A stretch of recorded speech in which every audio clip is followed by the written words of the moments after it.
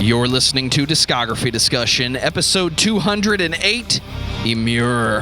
Hosted by Dan Terry. That's a classic. John Beatty. Dude, what the fuck? You don't ask someone who's missing a leg, where'd it go? And Joseph Wren. All right, so Narcissistic Mechanism, take me fucking home.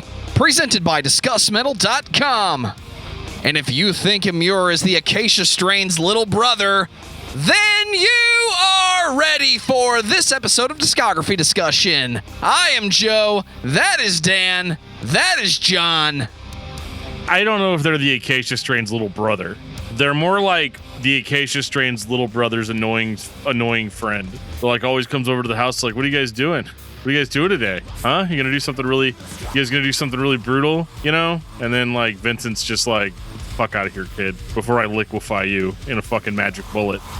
Emmure is a really interesting band that, if I had to be completely honest with you, I have no idea why they're popular. Because they're fun.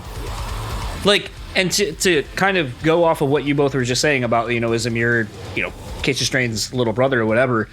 So my wife and I, you know, obviously I'm a huge Acacia Strain fan. That's why, you know, you guys tapped me to come and talk about that band a while back.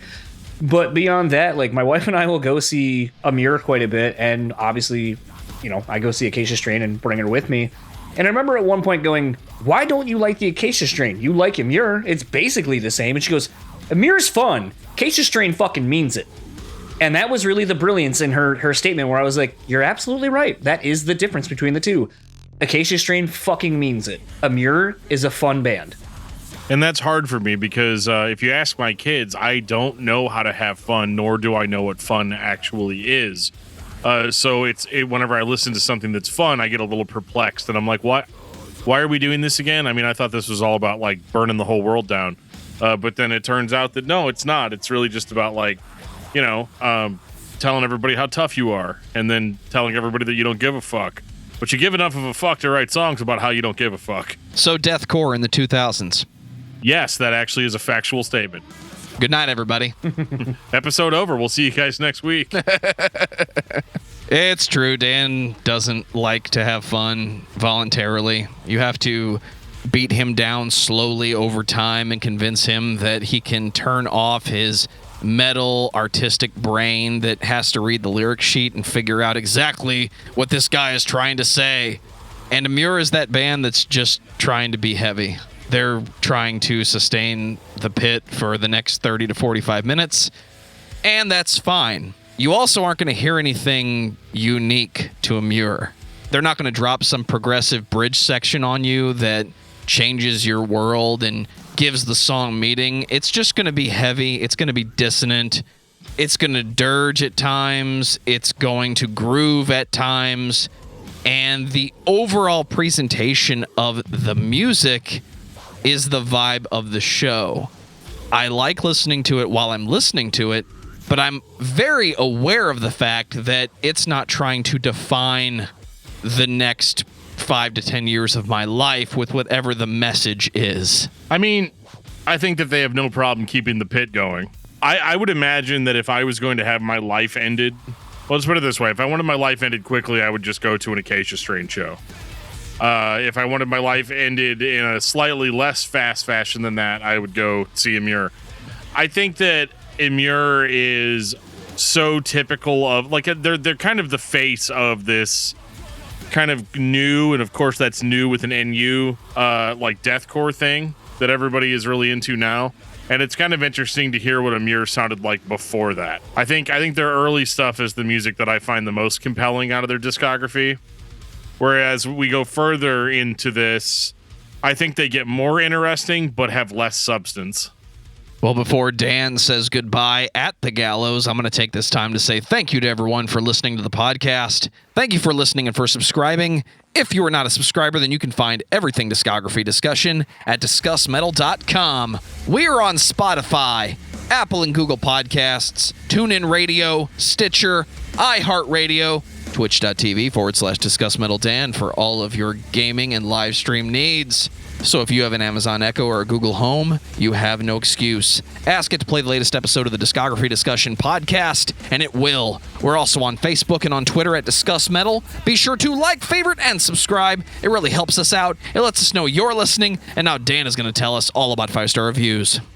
Hey, everybody! It's me again, Dan. Hi, I'm here Dan. to tell you about 5-star reviews and how they make me feel really well. Actually, I really kind of don't. It's not that I don't care. Please leave us a 5-star review if you feel so necessary. I will read it on the show, pretty much no matter what you say, within reason. And so leave us a review on whatever podcasting app allows you to do that. What if I can only count to 4? He's not going to do it. Then you, sir, are listening to Psycho Stick, and you need to listen to more Emmure. I did have somebody tell me the other day that they don't like Psycho Stick because it's just a little bit too hard for them. Is that referring to the dildos on their helmets? Yeah, something like that. I don't know. No, it was just somebody that's not into metal that likes to listen to a band that makes fun of metal. We got an email from Justin Barney in reference to my interview on Discuss Metal with Stephen Dale, formerly of Project 86, currently of Starflyer 59. He says, hey, really enjoyed listening to your episode with Stephen Dale the other day. As a longtime Project 86 fan, it was great to hear from the quieter member.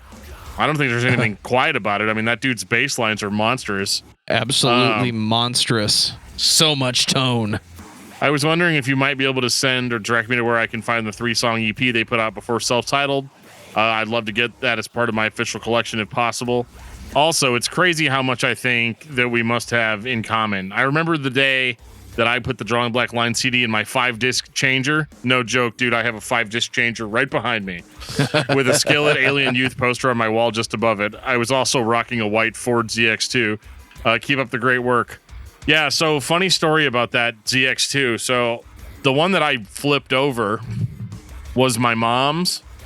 And I actually had a 1998 ZX2 that was my car, but I decided to drive her car because it had a CD player, and mine did not. And I ended up wrecking it about 12 minutes after making that decision. So I guess the moral of this story is just drive your own shitty car and listen to cassette tapes.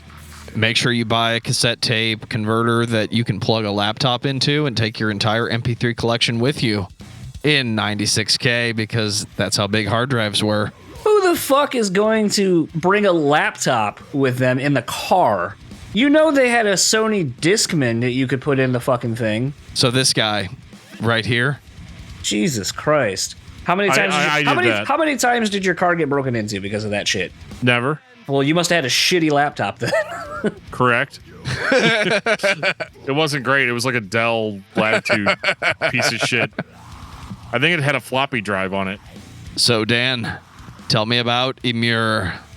Glad you asked me that, Joe. Emmure, well, they're an American band from Connecticut, if you can believe that. They're coming to your town.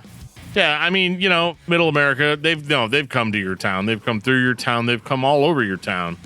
Emmure is they're listed everywhere as a metalcore band. I'm going to go ahead and just say it's deathcore because it's all breakdowns. It's got the death metal screams, the blah, just the pure vomit that comes from deathcore vocalists in the mid 2000s that I actually really, really like. I think that Frankie, their vocalist, has a very good range for a guy. He's great.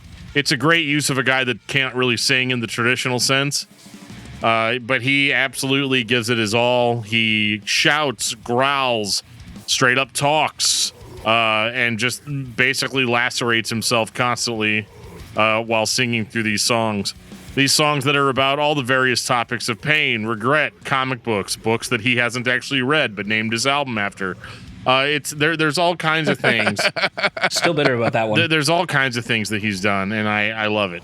It's deathcore, guys. I get it. I enjoy listening to it, but I'm not going to retain it later on and give you a synopsis of what everything on these albums is trying to build towards. I don't think that's the point of this show. That's exactly what we're supposed to do. But I'm not going to do it this time, John, because... Well, it's been great seeing you. Bye-bye. This is our second fake ending of one episode. It's not that I don't want to talk about Emmure. It's really not. It's just that, to what Joe's saying, sometimes bands change and they go through, insane musical arcs, or they go in a lot of different directions. But Candiria, this is not. This is very straight ahead in the sense that the early albums were more metalcore, more scream breakdown. But there was a lot of melody in the early Emmure stuff. Had a little Gothenburg in there too. A little bit, but not really. Mostly just Midwest hardcore, melodic hardcore stuff. Midwest, by the way, the East Coast. I mean, oh yeah, well, Midwest centric. The sound is Midwestern, okay? All right, bro.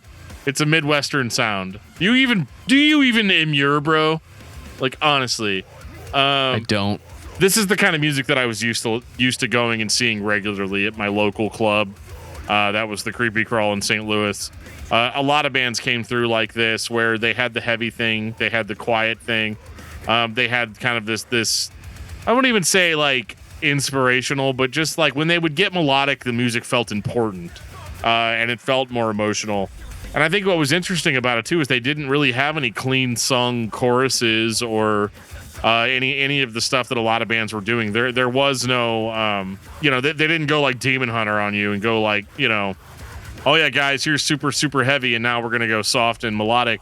I think the closest we ever got to singing is sometimes Frankie would just talk, over the melodic bridge or whatever. But like for the most part, Emmure played metalcore early on. And it hinted slightly at times of something to come. And I do think it's interesting where they did end up. 2007.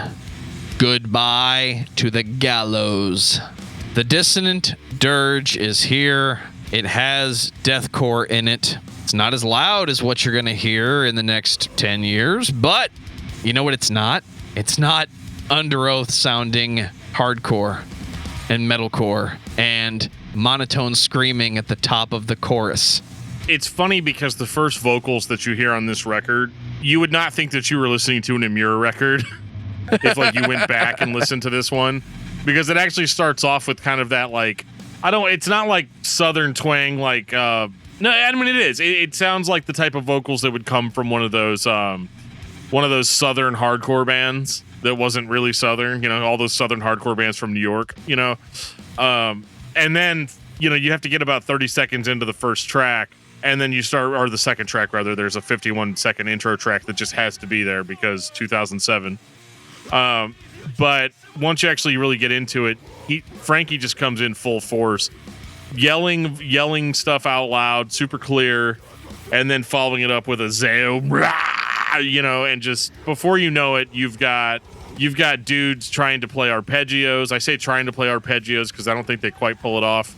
And then you've got breakdown after breakdown after breakdown, and you are at this point full in. I would say overall this is more metalcore than deathcore, but it definitely leans towards deathcore. Kind of that like proto deathcore sound that you would hear from bands like With Blood Comes Cleansing, and even like the first Acacia Strain album was like this. Just a little bit more metal.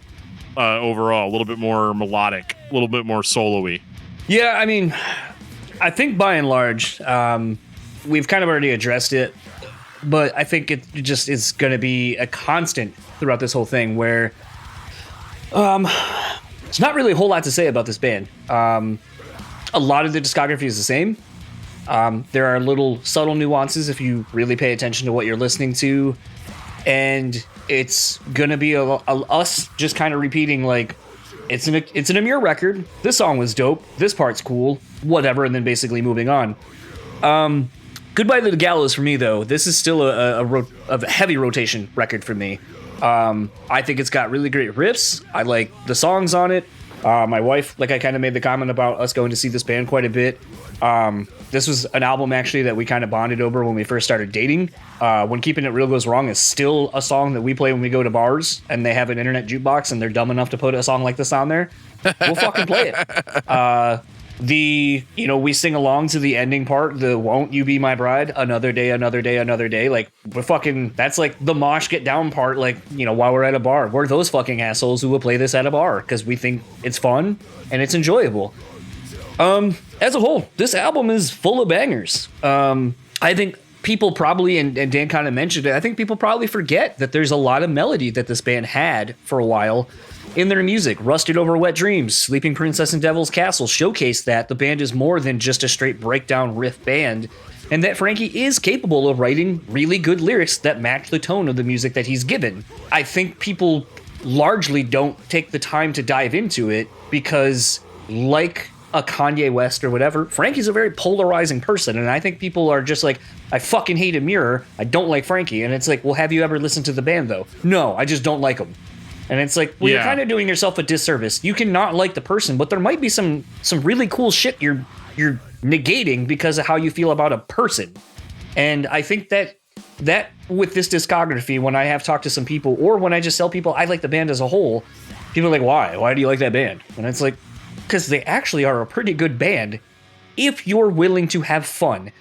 And I think that's the thing. I don't take this seriously. It's a record I put on when I want to have a good time listening to just not throwaway music, but just something that I know when I listen to it, it's going to scratch that itch. I want to listen to something that's really fucking disgustingly heavy. Lyrics are kind of whatever. They're fun to sing along to or whatever. Good enough for me. Fucking give me more of it.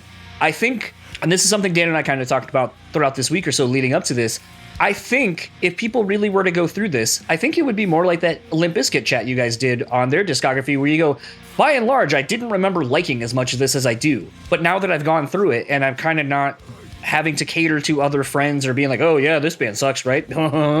Like, now that you can form your own opinion, you can go back and be like, yo, this is actually pretty fucking good and I like it for what it is. That's the caveat. For what it is, I like this. Yeah, there's more of an emotional impact with the way they handle melody on this record. The lyrics are a little bit more like they're being written by a real person and not a caricature, and I think that that's really important. I think this is the era of Emmure that probably had the most substance. You definitely can probably relate to the I Still Cry to the Bayside CD. Absolutely. Every day. Every day, man. But yeah, like, so, I mean, I get it, and I get that it's fun. Like, it's funny track titles. All of this is very reminiscent of that scene at that time. It was kind of what everybody did. And I guess that's where my question is that I dropped on the top was, how did this band get as popular as they did? Because they weren't really doing anything different than what anybody else was doing, other than the fact that I guess Frankie was just such a larger-than-life personality and kind of got... again, there's a lot of parallels between him and Vincent from the Acacia Strain, except, again, Vincent, I think, actually does hate the world, whereas with Frankie, it's more of, well, I'm just in this really heavy band, so I'm gonna like capitalize on that in every way possible, and make that the image, make that the vibe of the band. But he does have fun. There's nerdy lyrics, kind of interspersed in there, and I think there's even some personal stuff that it does get real, and I think they don't have shock factor lyrics yet. There's also a time in heavy music where, yes, everybody sounded like this, so it makes sense why the band got big. They have a cool name, and they sound like deathcore. And there's substance on these early records, but I don't think fans of this style are depending on the substance for them to enjoy the show or to have a good time. And I think when you listen to this all the time, it's to have fun and not worry about what the songs mean. And I think that's where a guy like me has a lot of trouble, because I'm like, well, what does it mean, man? And I've tried to figure out what the problem is, because this is clearly only a problem that I have. Because, and I want to say that it probably stems from my Christian rock days of listening to shit and being like, well, what's the actual meaning behind this? Is this really Christian? Like, I think that's probably where that comes from. So a band like Emmure, it's hard for me to jump right on board, because I'm just like, yeah, I mean, it's cool. Like, I like the riffs. I like how heavy it is. I like the dissonance. I like the kind of the crazier, like the wank chords and stuff that they throw in there.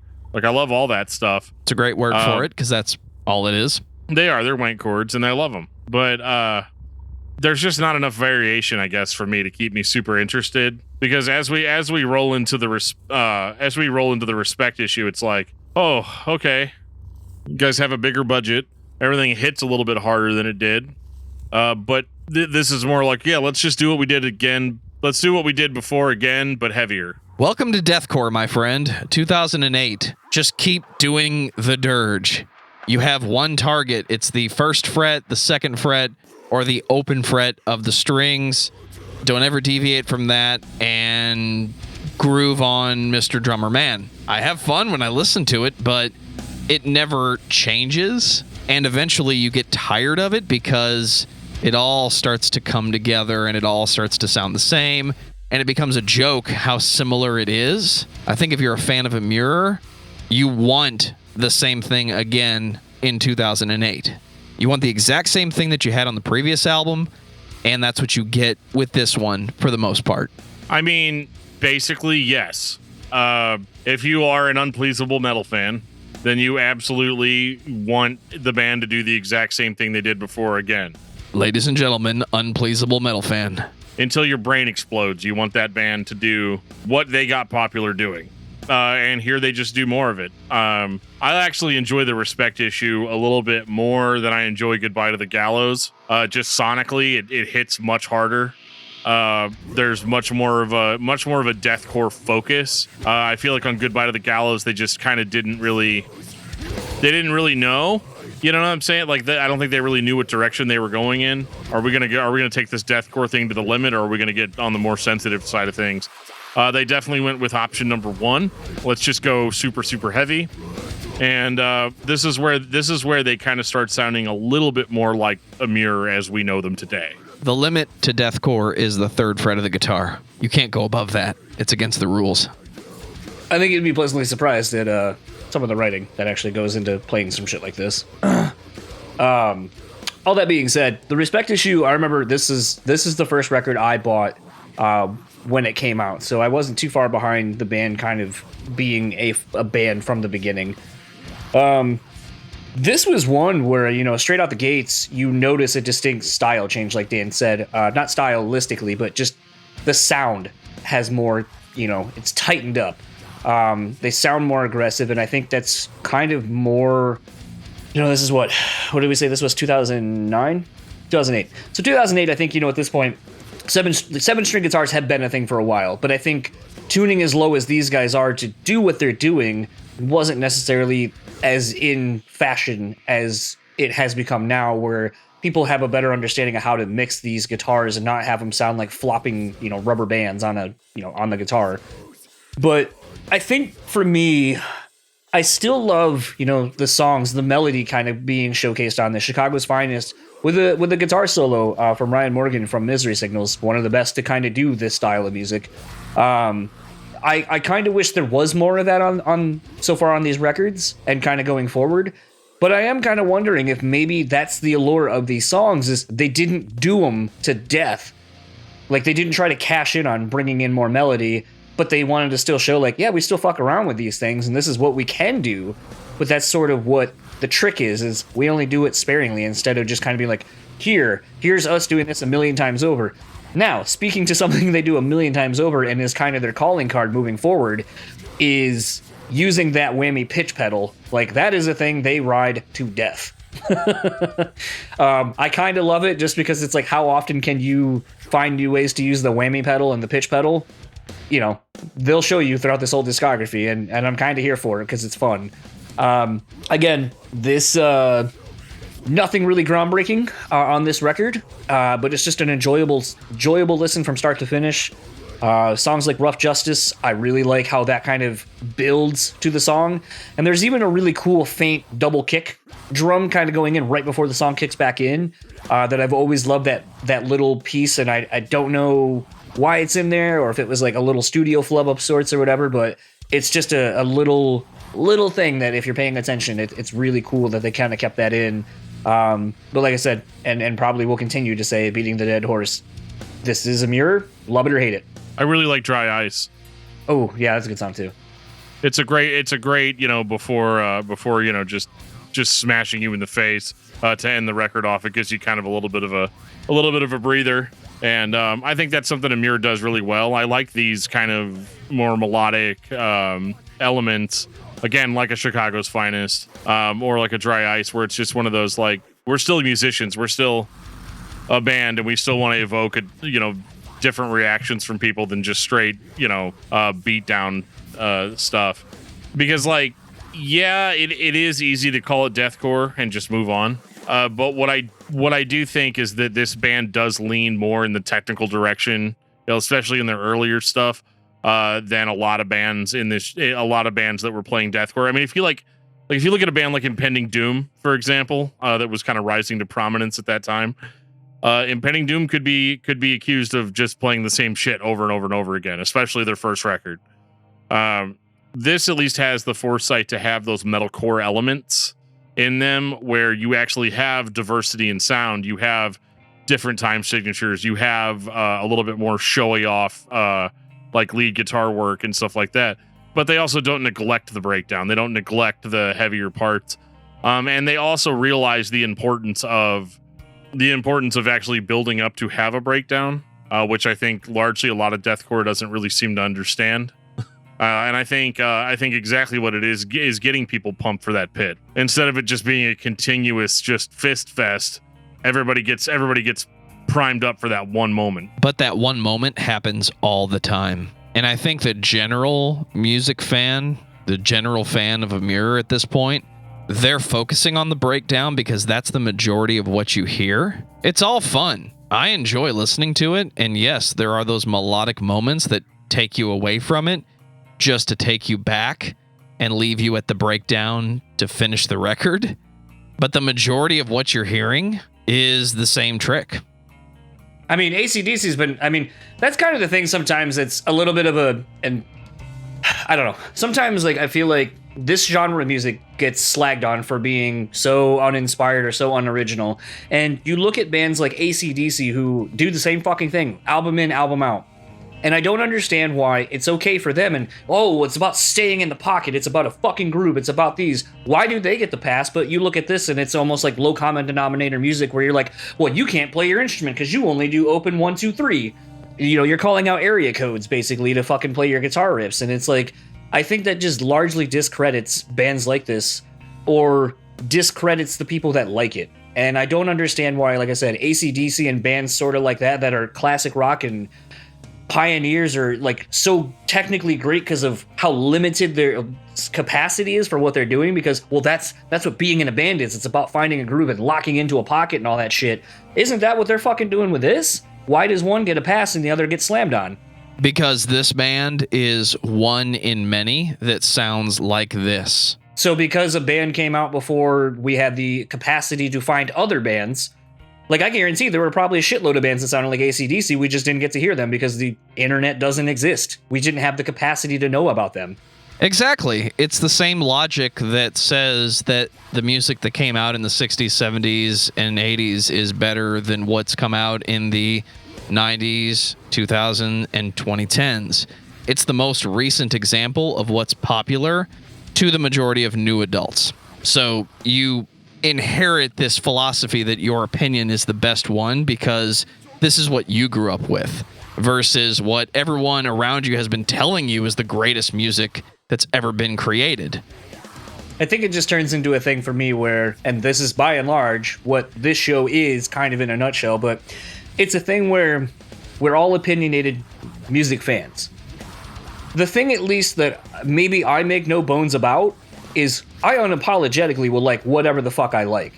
And I can tell you why I understand it's not good, quote unquote, to a lot of people, but I don't think it fucking matters. And I think that's kind of the thing, Dan and I were talking most of this week about this discography, is by and large, nothing about it is groundbreaking, nothing about it is gonna blow people away, but that's okay. Not everything has to change the fucking world. Like, sometimes music, and the whole point of music, is to enjoy it, not to hate it or just dismiss it. Like, and I think that's the thing that at times is really frustrating about doing some of these conversations or getting comments about some of these bands when we put out the episodes and people go, oh, why'd you do that one? That band's terrible. And it's like, Like, and I almost kind of feel like it's fitting that we're kind of having this on the respect issue, because I feel like the band largely didn't get any and still doesn't. And that's why I listen to Godsmack. They get enough respect in the sense that they're one of the most popular bands in the genre, and I think that's really what the takeaway is. And like I said up top, I don't really get it because I do think that there are a lot of other bands that played this style that were better, but better doesn't equate popularity. We're talking about that next week. It doesn't equate. Yes, we are. Innovative and better is usually not the way to go. You know, what happens if you start working at a new job and you go in there and you immediately start telling the upper management exactly what your ideas are and how you're going to change the face of the company because everything that they're doing up to this point is wrong. Here's your box. They're going to fucking walk. Yeah, they're going to walk you right out the door. Like, fuck you. Like, you know, nobody wants to listen to you.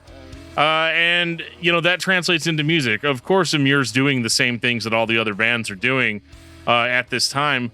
But you also have to look at deathcore as a whole, especially pre-2010, was still kind of a new thing. I mean, because, again, you can take every... Job for a Cowboy on MySpace, right? Yeah, I mean, you're still kind of in that era or close to it. And Job for a Cowboy, everybody considers deathcore, even though they're really kind of not. I mean... Not really. They've got the pig vocals, or they had for one demo. Like, let's be real here. But that's all anybody remembers them from.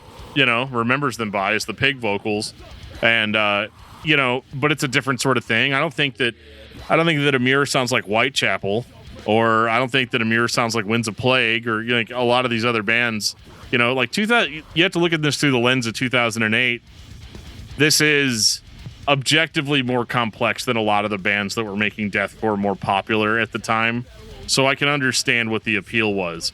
I'm still not totally 100% on it, but I do enjoy these earlier albums by Emmure more than what was to come. We'll get into the whole substance thing here in a little bit. 2009 Felony. I mean, again, this is it's kind of interesting. They go, I feel like they kind of go more into what would become, and this is kind of the weird if we're getting into terms. So you kind of are in the deathcore sound, which is a lot more prevalent in, 4 years later at this point, but is also kind of turning into what you would have described more as gent.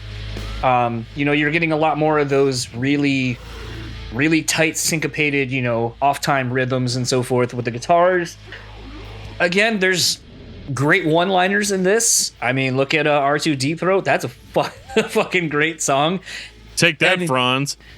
It's one of those things. Like, this is a band where I kind of constantly joke about, having the tour shirt with the fucking lyric and a crowd shot or whatever that's going to sell all your sell out real quick. And I feel like at this point, the one thing that maybe this band that kind of separated them from others, while maybe not being as quote unquote good or technically better than their contemporaries, I think is that they knew how to market themselves better. They were on a label that really fucking mattered to the scene in Victory Records. On top of that, you had a very outspoken frontman who was unapologetically himself, and it's a thing where just as a whole, I think they're just a band that knows how to do what they do. They're comfortable in it. They don't deviate a ton from their sound. I think it's just kind of refining it and just doing it to the best of whatever your batch of songs is for this record. I will say, just to kind of say it now, I will say that I know from Dan and I talking to Frankie a while ago that basically he did say that the band was kind of pushing records out very quickly because they signed a long-term deal to Victory, and it was more of a thing where their goal was to hurry up and just kind of put out as many records as they could to get the fuck out of that deal. So I do think there's a little bit of that sameness in that because they're potentially kind of just trying to get out of a shitty deal, basically.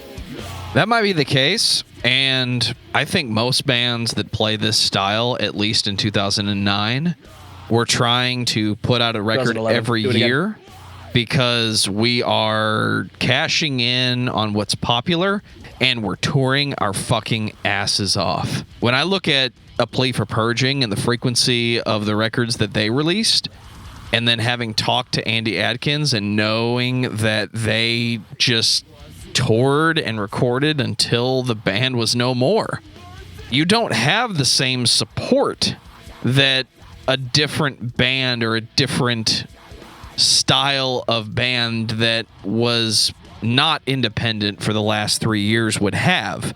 So you're trying to put out as much as you possibly can because you're trying to sell records and feed yourself. I don't think anybody in 2009 thought that this was going to be popular metal for the rest of our lifetime. I think there are certain things that will eventually come back. There are things that work no matter what style you play. And I think deathcore overall had writing on the wall not very soon after that. I'm not 100% convinced that this is deathcore. There's a lot of new metal in this record. This is the first time. Coming, yeah, this is where I think that Emmure really was ahead of the game. So for the previous two, for the previous two records, they kind of played a kind of a safer style, a style that was palatable to people in that scene. But and I'm not even just talking about the fact that Frankie, I don't want to say that he raps. He doesn't really rap, but it has a little bit of that hip hop swagger to it. It's got a bounce to his cadence. It's got a bounce. Absolutely. And everybody that's a fan of new metal loves a bounce. Hell yes. You need that. But it's not even just that either. If you look at a song like "You Sunk My Battleship," has huge Deftones vibes in the riffing. And how they kind of go into that melodic bridge section, it sounds for sure. Yeah, very close to My Own Summer. And then of course the infamous R2 Deep Throat, that's probably the most modern sounding Emmure song. Sounds like something that could be a newer one, that they put out. And I don't know, I thought that made this record a lot of fun for me. Out of the first three, I kind of enjoy Felony the most. And it also it also makes the band come across much more tough guy, I think, than they kind of came across before, which would kind of become a staple of their whole image. Was kind of this I'm tough, I don't give a fuck. It's not tough I'm gonna beat your ass, but it's more tough I don't give a fuck what you think about me. These are my opinions. Fuck anybody that says anything bad. It's a fuck the haters kind of approach. Fuck you, I won't do what you tell me. Well, I think the thing that, for those that, and I'm not always the lyric guy, but since this is one of the few discographies that I have actually been active with throughout the whole thing since I've joined the show, this is one of the few where I will have the vinyl or the CD and I'll be looking at the lyrics, and I definitely feel like a constant topic for Frankie is basically failed relationships, seemingly of the romantic variety. But I mean, again, look at a song like Don't Be the One. That still showcases that Frankie is capable of kind of stepping up when the band kind of goes into a more melodic thing. So it's almost like this interesting conflicted artist of sorts, where you're this duality, where you're all right, here's the straight ahead meat and potatoes riffs and shit, and then I'm gonna kind of just throw not necessarily nonsensical lyrics, but lyrics of loss, of, longing for a past, love, whatever. I mean, even kind of look at, Lessons from Nicole. But then you get a song like Don't Be the One, and you're okay, again, kind of want more of this, but this is the only, sample, basically, of this I have on this record. And it's just so hard at times to just write this band off and be well, this is all you do. Because there are examples throughout where you're but you do more. Do people just not? And usually they're tucked way back into the end of the record. So I'm kind of do people just not get this far? And I will say another thing too. That is one of the few things I like about this discography. Every record, about 30 minutes in, out, super enjoyable, doesn't overstay its welcome. In the words of Roach Coach, that's they are very time conscious of not wasting ours.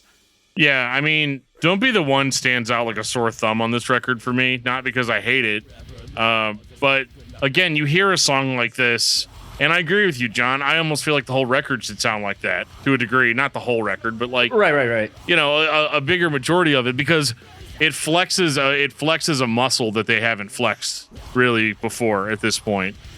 I mean, they've gone melodic in the past, but not like this. Right. And it's one of the more better composed Emmure songs, I think, in the sense of it being a song and all of that. that a song like "Don't Be the One" is very different for Emmure, but I think it wouldn't have been bad to hear more in that vein. I know that like fucking sucks, right? Because like, oh, he's a metal fan, but he wants to hear this like melodic shit. But like, again, it's not like I had to throw a stone that far to hear a heavy song in the vein of some of the other heavy songs on here. So I mean, yeah, that's really my point, is that "Don't Be the One" is a good example of flexing that dynamic muscle and giving your record a little bit more variety. Which I hate to say it, and I feel like I'm beating a dead horse, but like that, their sound really lacks diversity in the right ways. Come on, dude. It has Bojack diversity. alone. It has diversity, you know, especially as we go later on into their discography, all the different elements that kind of come into play. But unfortunately, it's all towards the same goal, where eventually you just get to this beat down, breakdown sort of formula. 2011, Speaker of the Dead. Oh, I get it, because there's a boombox on the cover, and that's the speaker. Got it. Who else was surprised that Emmure put out 2 records in 1 year? I mean, I want to raise my hand. This is the one that was the most. This is the one that I remember being introduced to Emmure on. Like, this was like their big, I don't want to say breakthrough, but like it was when it was like a fever pitch of their popularity. It was like, oh yeah, man. You know, Emmure, Speaker of the Dead, like that's, oh my god. And I remember listening to it and kind of being like, I mean, I don't hear a lot of bands that reference Ryu from Street Fighter, but like, I'm into it. I have to say it's a little disappointing hearing Frankie talk about these records now, because he's so dismissive of them. Like, I mean, I'm pretty dismissive of records myself, so I can't really like, you know, fault him too much for that. But like, I don't know, the whole like all my old music was shit and this new shit, it's the best shit. Like, I don't know. I feel like Speaker of the Dead is a really, really, really good bridge album between the newer Emmure and the older Emmure. As far as approach goes, they definitely go more. I wouldn't even say death. Like I don't know. I don't know if they're even deathcore anymore. To put it bluntly, like, yeah, he's got the extreme vocals, but like musically, there's a lot more like nu metal and just more like straight ahead hardcore on this record. iTunes calls it rock. Well, it's all rock, really. At It's the end all of the day, right? rock music. I know. I just think it's funny that on iTunes they have been rock, metal, something else. I don't remember. Or hard rock was the other one. And I'm just like, oh, it's funny that they're completely different things. Yeah, no, you have to be like Nasum or something to be considered hard rock. This stuff ain't hard. Maybe the guy that does the genres on iTunes is just like a huge hipster and is like, oh no, that ain't hard. We're putting that in regular rock. I'm not surprised that this band puts out a new album every year. This is the start and the heyday of, we can just record this shit ourselves, guys, and it'll sound great, and we can send this off and get it mastered, take some pictures, and put an album out. I think every band that plays this style puts out a record almost every year, because that's the only way you can convince most people that you've written new songs. The majority of these songs are cosmetically the same, and it's not an AC/DC thing where, yes, it's obvious that they just keep the same feel going. It's almost a 100% copy most of the time. If you're just the casual listener and you're walking by, you're not going to sit down and listen to Felony again in 2012. There are some people that might. Maybe that's when you found the band, but at that point, you're already listening to the next thing, whatever that is. Unless Emmure puts out a new album, in which case we're talking about Speaker of the Dead. This is the newest record. Is it blatantly, deliberately deathcore? It kind of still is, guys. It's the same thing. They're just playing different notes. I don't think it is. This has more melodic, bit like the end of Demons with Ryu.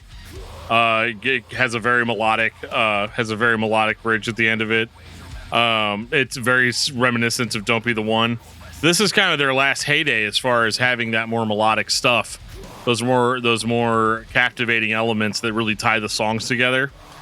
And I don't know. I find this one to be relatively, if you can call music like this pleasant, I can understand why they got much bigger after this record, because they had at this point put out a consistent enough body of work to where people knew that they weren't going to change. too much, which, the joke's on them because they do still kind of change after this.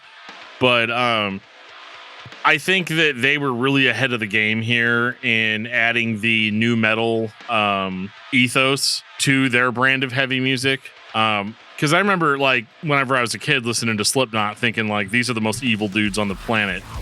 And you start getting that vibe from Emmure on this record. This whole, like, yeah, man, it's angry, it's bad.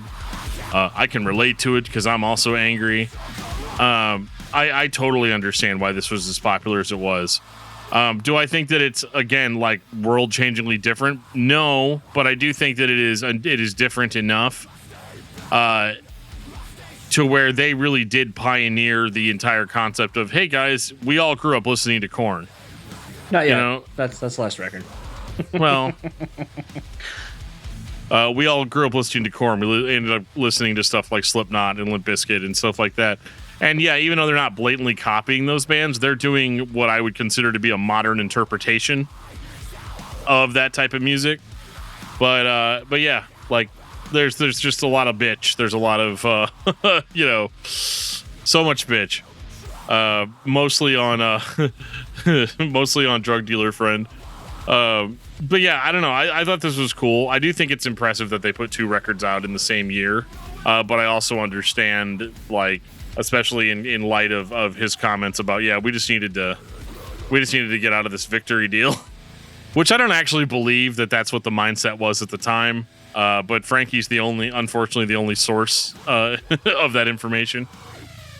I think for me, like, Speak of the Dead is obviously the band kind of, we were just talking about on the previous record about how the band kind of introduced more bounce, more kind of that new metal leanings of sort of borrowing more of a groove, more of a hip hop kind of styling, and then Frankie kind of adopting vocals that sort of are more rhythmic in a cadence.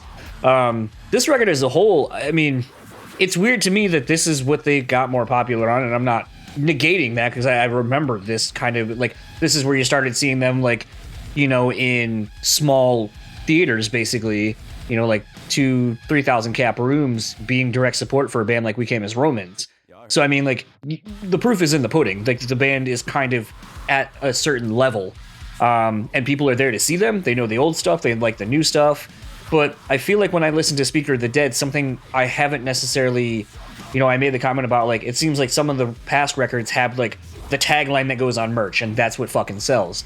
This, I feel like, is one of the first records that when you hear it, you go, this was more for a live experience. Songs like Four Poisons, 3 Words, that bounce it's got right away. Like, that this is going to be the shit that, like, will get a crowd going and staying going, and has something a little bit different than just straight up beat the dude next to you, fucking windmill, fake karate fight each other or whatever. There's a little bit more, like, participation in a more, I want to say nuance, but more normal way, like that you would see at kind of, like Dan said, with like Deftones and stuff like that. Like, maybe there's a little bit more kind of that where they're going for, and maybe at this point, being 5 years into a career, maybe you start thinking a little bit more about your live experience and playing songs that are fun to play live versus being like, yeah, I'm tired of singing these fucking songs over and over and over and over again. I don't want to sing 10 signs that, or, when Keeping It Real goes wrong. I don't want to sing that anymore. I want to sing, Demons of Ryu, because that's fun-ish.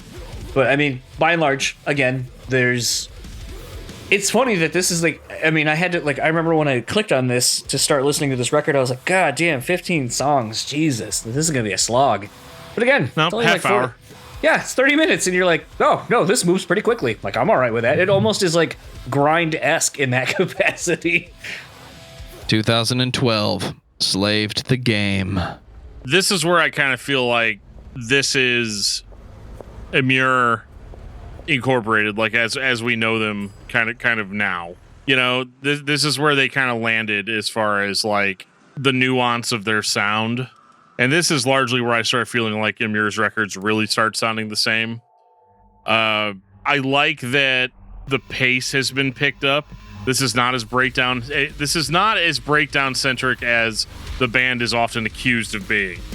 They definitely are more of a keep the pace up, keep the double bass kicking, and throw in just enough melody to keep the momentum of the song going before they drop into a beatdown section. I kind of enjoy this record as kind of a good representation of where the band is. Like if I wanted to show somebody an Emmure record and give them a good idea of what this band sounds like, I would probably go Slave to the Game or Look at Yourself. And I feel like it perfectly encapsulates everything that this band is about in the modern day back in 2012. Yeah, this is again, by and large, still Emmure. Still has, if you've been a fan at any point in the discography, everything you like is still on display. This seems to be leaning, and it's interesting because I feel like from Speaker of the Dead kind of moving forward, you get a lot more of Frankie being the band, essentially. Obviously with Reused Demons, this being, the album cover literally being a coin-operated arcade machine, starting with an insert coin sound. You again have Bison's Diaries, just a ton of comic book and video game references as song titles and so forth. It's one where I feel like this is kind of starting to deviate from what it was, and like Dan said, kind of be more straightforward, I would say, in its approach. And I feel like this is where you can almost literally hear the band separating from Frankie, and they're kind of being tension, personally. The only tension I really hear is the change in the sound that is still influenced by the previous records. It still has that deathcore sound that was about to become the most common sounding metal guitar in the 2010s. But it sounds like they embraced a little bit of what everyone else was doing, and they inserted more melody into the heavy, into the dirge. You're still getting the trudging guitars and the extremely well-triggered drums that just sound like metal drums in the 2010s. But there's a little more melody than there was before. It's a little more a plea for purging and a little less get on your knees and bow down. I think the gentiness overall is starting to really creep in here. But I don't know if it's gentiness in the whole, like, we want to sound like Meshuggah, And it's more of just that was kind of the pattern. That was the guitar tone that was popular at the time. But they play it pretty straight here. And again, I feel like they're using that gentiness really to just to continue to do a nu metal thing. I hear more and more nu metal in this band's sound, and I've never really thought how well deathcore actually mixes with kind of that nu metal ethos. And I don't know, I really, really, really enjoy this one just because of like the pace of the songs, the heaviness, the syncopation, and just kind of the scary noises they like to play over top of it. I think that's the technical term for it, right? It's scary noises. Scary monsters and super creeps. Thank you very much. I think it's time to move on, honestly. Yeah, unfortunately, at this point, there's not a lot to talk about. No. There is something on this next record. Go ahead, Joe. Are we ready for Eternal Enemies? Always. 2014. So it's funny, we've been talking about how the quote-unquote nu metal sound has been permeating through Emmure's sound for the last couple of records. Look no further than E and the video for it to really drive that point home. That is almost a straight carbon copy of Nookies by Limp Bizkit's video. Even down to the, like at that point, like when you look at the quote-unquote lyrics to E, you're just like, all right, so we're not trying anymore. We're writing that whatever works, I guess. Like these are, to me, very, not that they were necessarily always not this, but very low common denominator lyrics. Let me pull up some of these great lyrics. What's a really Wait, good John's one? gonna pull up lyrics now? I'm gonna pull up lyrics. You know it, you know it, you know it, you know it. You know it all. You know it all. Turns out you know nothing at all. This latest development. Yeah. You know nothing at all. Tonight I want to see you moving from side to side, from the front to the back. If you're with me, then where the fuck are you at? That's a Fred Durst lyric if I ever fucking heard it. I don't know. I feel like Fred's a little bit more intelligent than that, to be honest. Bounce. Well, I mean, we've been through this. I don't think that Fred Durst lyrics are dumb. If by dumb you mean highly relatable, then that's where we're at. This record has a lot more of Frankie doing the Fred Durst vocals. I call them the Fred Durst vocals because they're not really rapping. Yeah. Fred actually could rap, though. It's just Frankie can't. He tries to, but he can't. And so you get a lot of him just yelling stuff really fast. Kind of more like a Corey Taylor, I guess, is a better way of categorizing it. And honestly, this is just where I start feeling like Emmure is Going through the motions? stupid. Just basic. It's just turns into basic bro shit here. Like, to the point where I'm just like not surprised when I see half the things that Frankie has been quoted saying in interviews. The interview that we did with him not being super surprising in context of this. I just don't. I like the music, but I kind of just am kind of tired of. I would rather Frankie just make the loud, indistinguishable grunt sound and not do all this other shit that he's doing. It's not quite Nookie, John, but it is just like this. Oh no! Watch the video. That's where it really sells the whole Nookie vibe. If you've never seen the video, It's like the same video, dude. the exact same video. It sounds like somebody was listening to Significant Other and said, we could do that, but we don't need it to be nu metal. I'm trying to remember, so I mean, that's kind of the fun thing about this is trying to figure out and remember what was essentially happening in the music scene. Like, were we far enough removed from nu metal that people were kind of coming back to it going like, actually, this stuff is pretty good. I enjoy it, and not shitting on it because, oh, it's nu metal and I don't like nu metal. So, I don't know, like, what do you guys remember of this, essentially? Like, are we in this point where, you know, Emmure's doing this because nu metal is kind of being looked back with a good nostalgia of, this is actually fun, we should go back and do this again? Or is it still not cool and they're kind of doing the whole, it's so not cool, it's cool because we're doing it and we're in on the joke too? It was not yet cool in 2014, but I remember 2014 being the last year that it wasn't cool. Coal Chamber got back together and put out a record in 2015 called Rivals. My Ticket Home had put out Strangers Only in 2013. So the bands existed that thought nu metal was still cool, but they weren't doing anything necessarily. We were all still dealing with this. It's the early 2010s, and oh my god, I cannot handle another fucking gent record. I'm tired of hearing this same thing on every album. It's the early 2000s again, where, yeah, nu metal was a thing, but it didn't all sound like Linkin Park. Then metalcore was a thing, and it either all sounded like As I Lay Dying or it all sounded like Under Oath. And it got annoying. But it always gets annoying when a style becomes popular because the market becomes fucking saturated. And you have to just put up with it. If deathcore is the thing in the early 2010s, this is what you're going to hear. But we were getting really close to just turning our backs and going the other way. So it wasn't quite the point where nu metal was coming back and being okay, but we were close. We were very close to just saying, you know what, guys, I'm tired of shitting on nu metal. Because there are those of us that always liked nu metal. We just got tired of defending it to people that wanted the next hardcore thing and metalcore, and we just got tired of that. It got old. I think that Emmure has been doing nu metal since 2012. So I mean, in that regard, I think it was an obvious influence. I don't think it was it's so bad it's good. I don't think it was let's enjoy it ironically.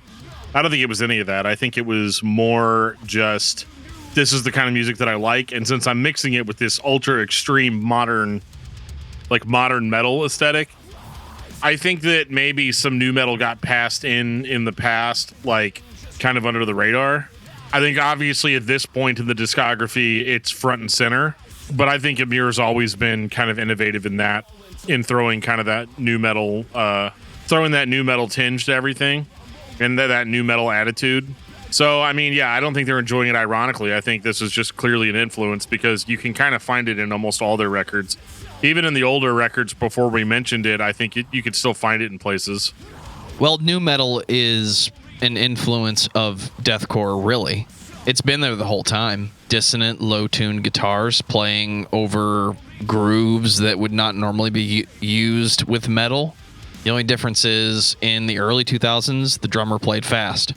And now we're just slowing it down and focusing on the breakdown. I can't believe I'm agreeing with Joe, but I think that first part is right on. I think that deathcore has always been kind of a new metal thing. Cousin? Yeah, new metal cousin. Like kind of one of those like, because I anybody that listens to like early metalcore, like nobody. Why did everybody like Killswitch Engage? Choruses. The chorus. It was a carryover enough from albums by Slipknot or Mudvayne that you would have liked, or Il Nino. Those bands were heavy and they had clean melodic choruses. So once new metal stops being cool, that wanting of a melodic chorus is still there, right? So I think in that regard, deathcore kind of took the whole down-tuned stuff from like Korn and all that and kind of upped it. I mean, sure, there's lots of people that are going to give me a big lecture on like, well, if you look back at the history of slam and you go back to bands like Devourment, it's going to... You're going to find that, deathcore came completely separately from new metal. And new metal was just this weird thing that just happened once, but has no relationship to metal in general. Ladies and gentlemen, Professor Hipster. Which is like really kind of dumb. Like it's obviously a lot of these dudes grew up listening to Korn and you can hear it in the music. And I feel like you can always hear it in Emmure. And especially with the vocal stylings and stuff, adding a little bit again like of a bounce to the vocals. So I mean, in that regard, I think it's pretty clear that they were just influenced by new metal bands. I don't think it was an irony thing. I don't think it was a like, oh, it's so bad it's good. Any of that. I think it's just like, yeah, we like this stuff, so this is the kind of stuff that we play. I'm having flashbacks to 2017 when Dan calls me up and says, "Look at yourself." Largely a note. Other than Frankie, the whole band left. But from the last album to this one, now you essentially have Josh from Glass Cloud writing most of the music for this record. And to me, while I like a lot of the other records, this to me is my hands down favorite. There's just something about this as a whole. The production, the songwriting, the different direction this kind of took. And mainly, I think, because it sounds like Frankie actually gave a fuck lyrically for the first time in probably 3-4 records. I think it created a perfect storm for what I think is probably one of the best Emmure records in the discography. I was going to ask if this was a supergroup record, because the solid white background with solid white text that just says the name of the band and the name of the record, it gives you that vibe that they're not making a statement like before with imagery and we're going to tweak this picture a certain way and I'm going to wear a bandana so it's going to be intense. No, this is the name of the record and we're not trying to sell you on anything.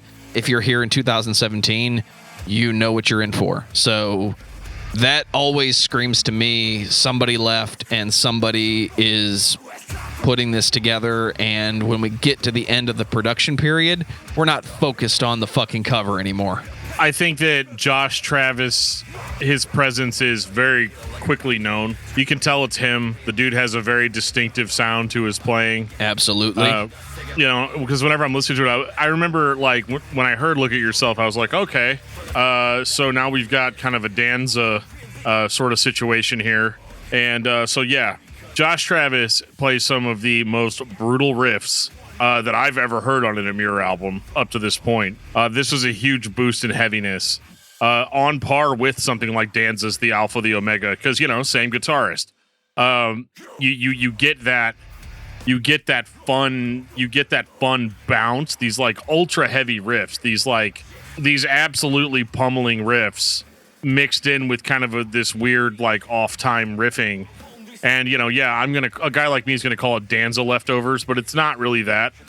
Look at Yourself is probably one of the better Emmure records, just because it feels like Frankie's all in. This is the biggest break that they've had between records up to this point, and it shows. It shows that a lot more time went into these songs than what they were kind of cranking out before. Would also like to take note kind of Joe's comment about the album cover. So that actually was part of the other That's why that record doesn't have that as your album cover, because it's full of gnarly shit. So they basically had to kind of do a Tool-esque thing where they slide something else over it so it obscures the, I see. Yeah, like and I was trying to find my vinyl, because that's basically when you slide the vinyl out, that's essentially your album cover.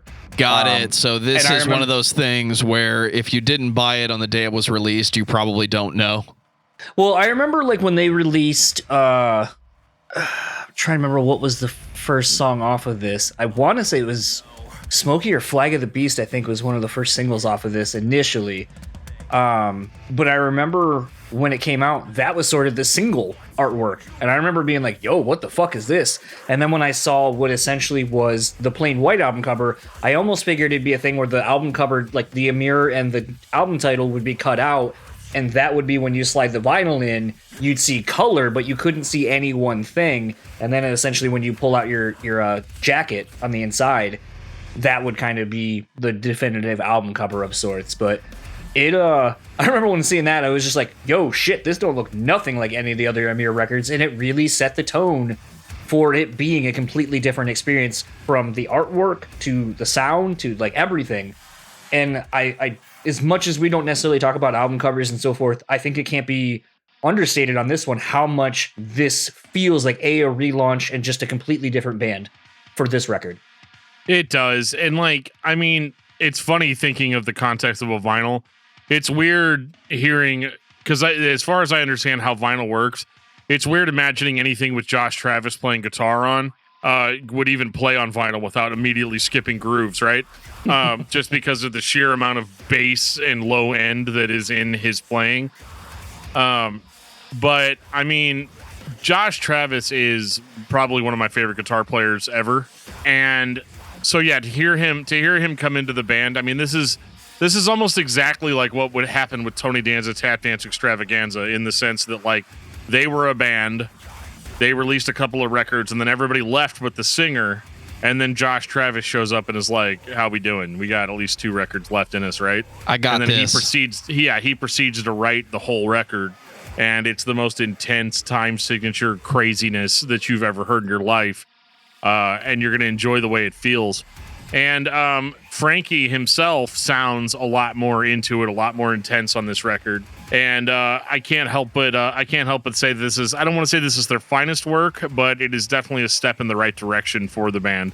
Like John said, it is absolutely just like a relaunch. This is one of the first ones you can listen to. You're like, wow, this actually sounds different.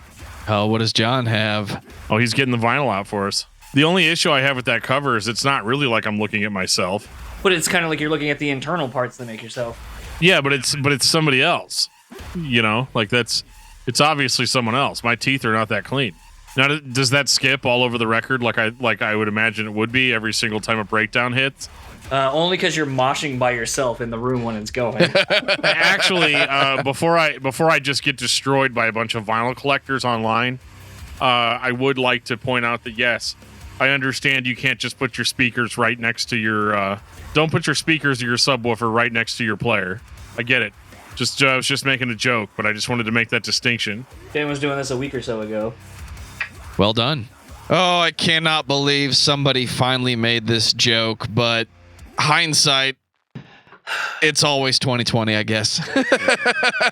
Honestly, this was a big letdown for me. With where Look at Yourself was, I had the biggest hopes that it was going to be not essentially Look at Yourself 2, but just a growth of Josh and Frankie working together and really kind of figuring out, like, because if that was our first example of those two working together in a musical capacity, then I would have assumed so much of the second one would just be leaps and bounds better, because they've toured together, there's more familiarity, and, you know, I was really bummed to find that wasn't really what happened on this record.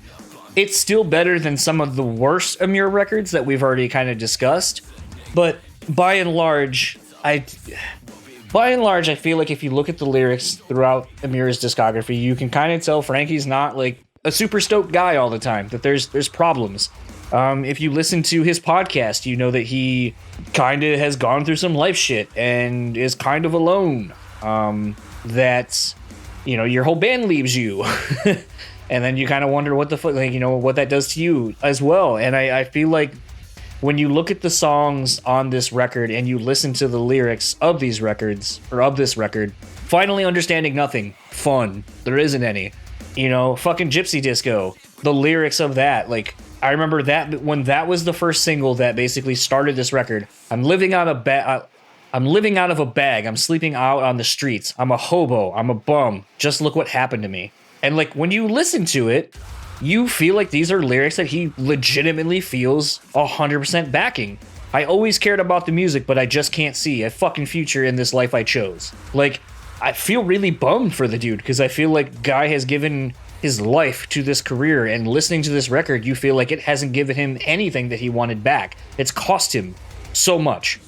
And I think that's the hard part about this record is maybe that's where hindsight comes from. He realizes now after all of these albums, relationships that have come and gone, failed, whatever, that at the end of the day, he's put so much into this thing, this creative outlet, and it has done nothing for him other than cause him pain and misery. And it's really tough to basically have this be the follow-up to a really great record where you thought he was inspired and things were going a lot better.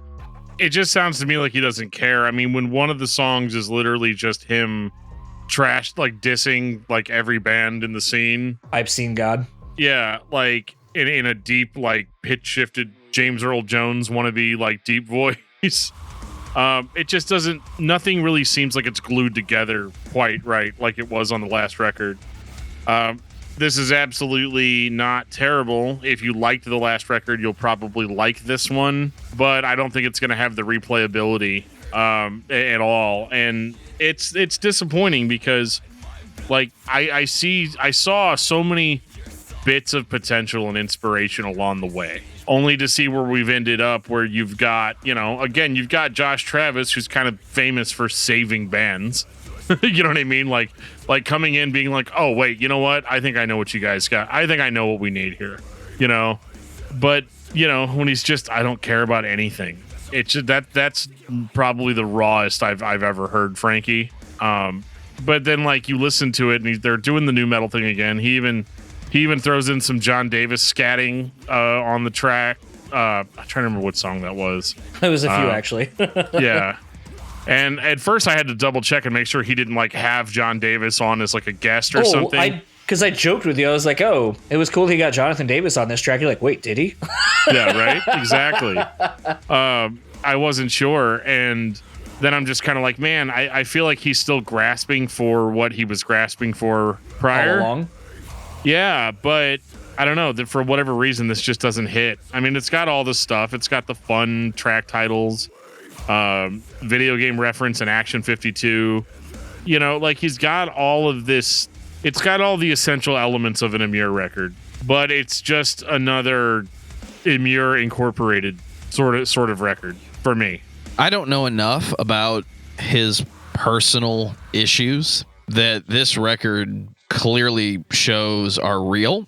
But I wonder how many people in 2020 think that you're going to make a living long-term playing deathcore. I think anybody that sells enough albums and gets popular sees a long-term career in whatever music they want to make. But this genre specifically, you're putting out records every year, you're touring nonstop. It seems like a trick of the music industry to make you think that what you're doing is going to be a long-term thing. I like listening to it, but it's one of the genres that I don't see coming back if it ever truly goes away. Well, it's just like episode 9, Joe. No one really goes away.